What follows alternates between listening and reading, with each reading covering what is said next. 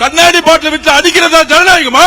திரு மு.க. Stalin sir நிப்பாட்டி எல்லாத்தையும் நிப்பாட்டி. இப்பயே எவ்வளவுதான் அடிப்பீங்க, எவ்வளவுதான் அடிப்பீங்கன்னு கேட்கிறேன். நாங்க பொறுமையா இருந்துகிட்டு இருக்கோம். திருப்பி அடிக்க தாங்க மாட்டீங்க சொல்லிட்டேன் நானு. நீங்க ஒரே ஒரு தாய்க்கு அப்பனுக்கு பிறந்திருந்தா நாங்க நினைக்கிறேன்.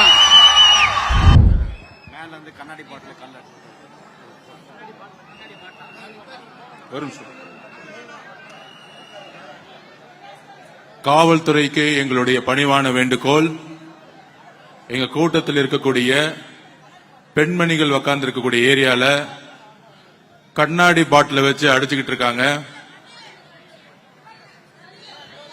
கமிங்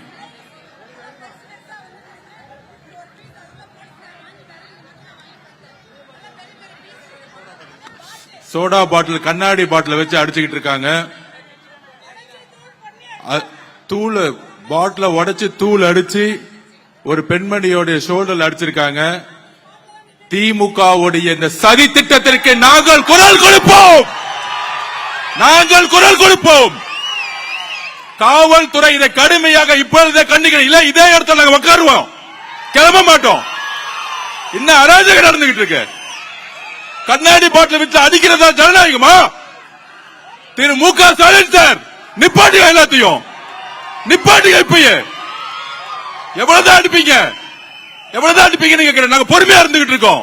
திருப்பி அடிக்க தாங்க மாட்டீங்க சொல்லிட்டேன் நானு. திருப்பி அடிச்சு தாங்க மாட்டீங்க. நாங்க பொறுமையா இருந்துகிட்டு இருக்கோம். திமுக திருப்பி கேட்டுக்கிறேன். காவல்துறை எங்களுடைய பெண்கள் மீது கை வைத்தால் அங்க சும்மா இருக்க மாட்டோம். கண்ணாடி பாட்டில உடைச்சு எரிஞ்சது யார்? இந்த நைட்டை கைது செய்யணும், இப்பவே கைது செய்யணும். இல்லை என்றால் அதை வச்சா இங்கே உட்கார்ந்துட்டு இருப்பேன், இங்கே உட்கார்ந்துட்டு இருப்பேன். எங்களுக்கு நியாயம் கிடைக்கல, இங்கே உட்காருவோம். எவ்வளவு பொறுமையா இருக்கிறது? கரூர்ல ஆரம்பிச்சீங்க, எங்க போனாலும் மிரட்டல்கள். இன்னைக்கு கண்ணாடி பாட்டில வச்சு எங்களுடைய பெண்கள் மேல அடிக்கிறீங்க. இதற்கு பதில் சொல்லவில்லை என்றால், இதுக்கு தீர்வில்லை என்றால் நாங்கள் கைது செய்தாலும் நாங்க இங்கதான் உட்கார போறோம். இப்ப நம்ம உட்காருவோம், இங்கே உட்காருவோம்.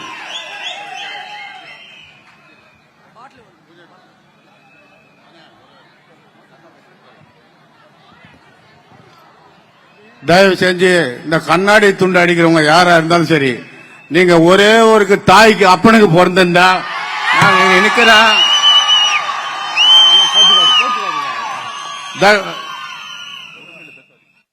தயவு செஞ்சு சொல்றேன், மரியாதையா சொல்றேன், அன்பா சொல்றேன். நீங்க ஆம்பளைங்களா இருந்தா எவனா இருந்தாலும் சரி, நீங்க ஆம்பளைங்களா இருந்தா நாங்க வந்துடுறோம், ரோடுக்கு வரோம். நீ எவனா இருந்தாலும் சரி, நீங்க ரோடுக்கு வாங்க, நான் பாத்துக்கிறேன்.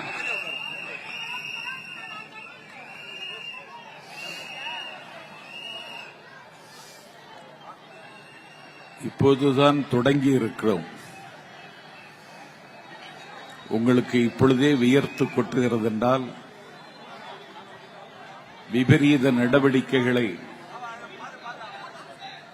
மேற்கொள்வதற்கு ஆயத்தமாகிறீர்கள் என்றால், கலவரத்தையும் காலித்தனத்தையும் கட்டவிழ்த்து விடுவதற்கு ஒத்திகை பார்க்கிறீர்கள் என்றால், நான் நண்பர் ஆதவ் அர்ஜுனா அவர்களுக்கு சொல்லிக் கொள்கிறேன், வீசப்பட்டது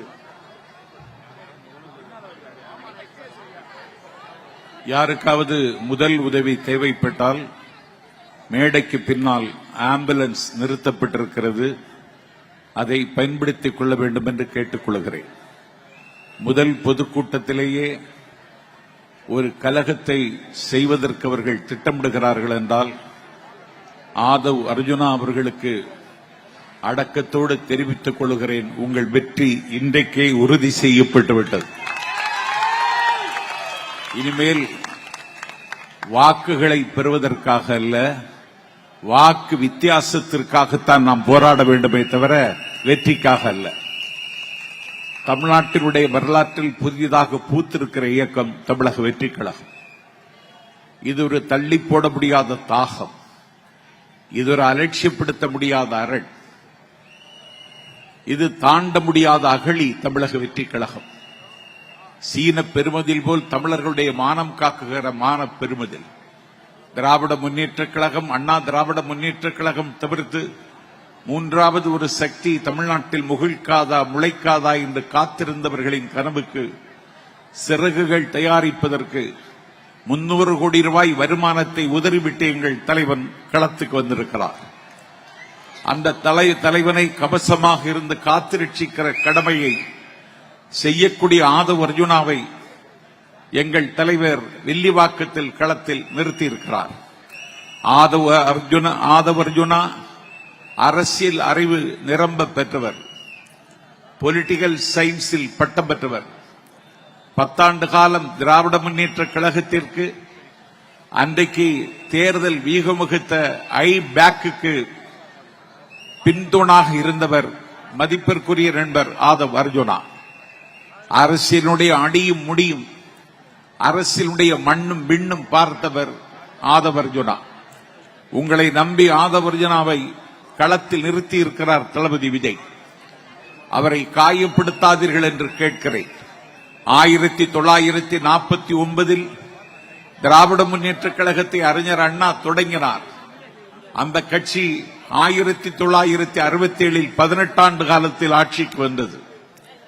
1972 மக்கள் திலகம் எம்ஜிஆர் அண்ணா திராவிட முன்னேற்ற கழகத்தை தொடங்கினார்.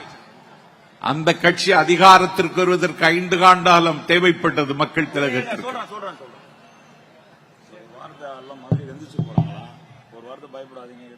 யாரும் அச்சப்படாது, அனைத்து மகளிரும் கவலைப்படாதீங்க, யாருக்கு எந்த இதுவும் நடக்காது. அவனுடைய இந்த வெற்றி அண்ணனுக்கு இன்னைக்கு உறுதியாயிடுச்சு. நம்ம மேல அடிச்சது இன்னைக்கு இந்த வெற்றி விழாவை கொண்டாட போறோம். யாரும் பயப்படாதீங்க, யாரும் பயப்படாதீங்க. பயந்து ஓடுறதுக்கு ஒண்ணும் நம்ம ஒண்ணும் வேற கூட்டம் கிடையாது, தளபதியோட கூட்டம். புரியுதுங்களா? பயந்து போறதுக்கு யாரும் மலம் கிடையாது. அவன் என்ன தோணாலும் அடிக்கட்டும். ஆனா அடிக்க அடிக்க நம்ம வெற்றி தளபதி மேல வந்துகிட்டே இருக்காரு.